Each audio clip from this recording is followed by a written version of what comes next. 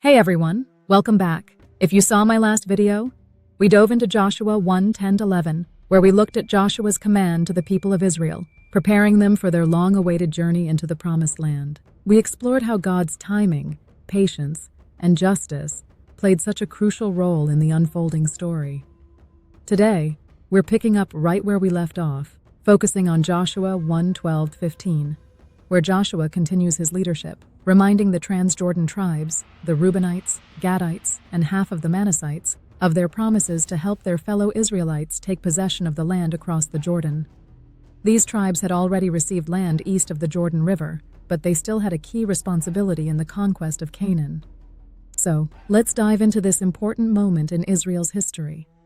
In Joshua 1:12-15, Joshua is reminding the tribes of Reuben, Gad, and half of Manasseh of their commitment. Though these tribes had already received land east of the Jordan River, after the victories over Sihon and Og, battles that took place in the Transjordan region, east of the Jordan River, they were far from finished with their responsibilities.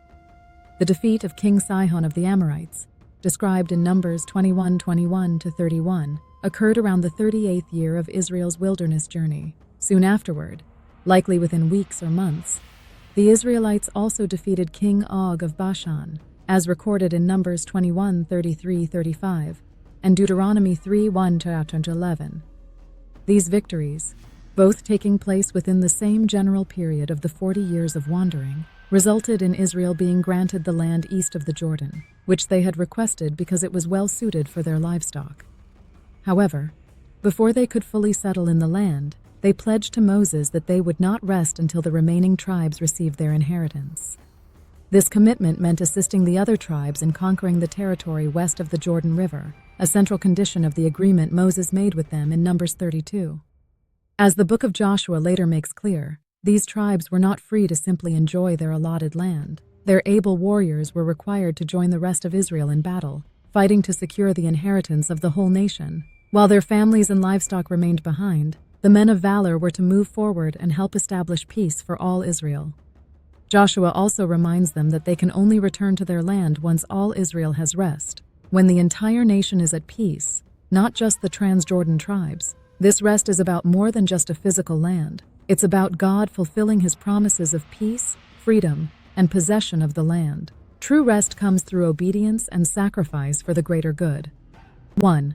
Unity and responsibility. Even though some tribes had already received their land, they still had a duty to help their brothers. This teaches us about solidarity and the importance of servant leadership, helping others even when it costs us something. 2.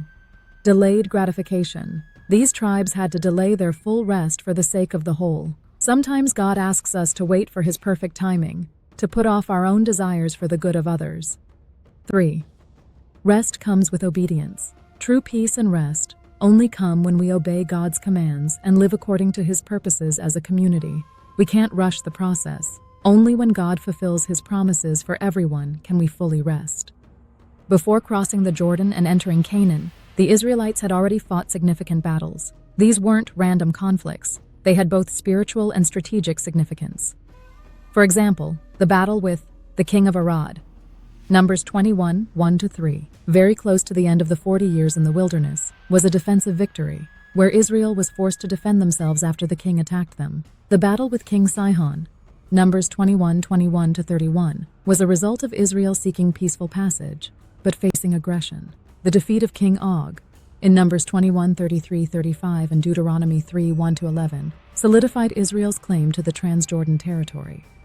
These victories were spiritual preparation for the larger conquest of Canaan. God was demonstrating his power and faithfulness to Israel, strengthening their faith for the battles ahead.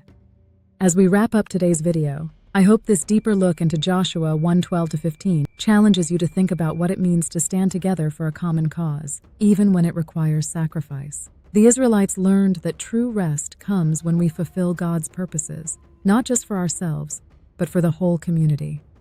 In the next video, we'll continue exploring Joshua 1, where the Israelites prepare to cross the Jordan River and move forward into the Promised Land. So if you haven't subscribed yet, make sure you do so you don't miss any of the powerful lessons we'll be diving into. And don't forget to hit the notification bell to stay updated.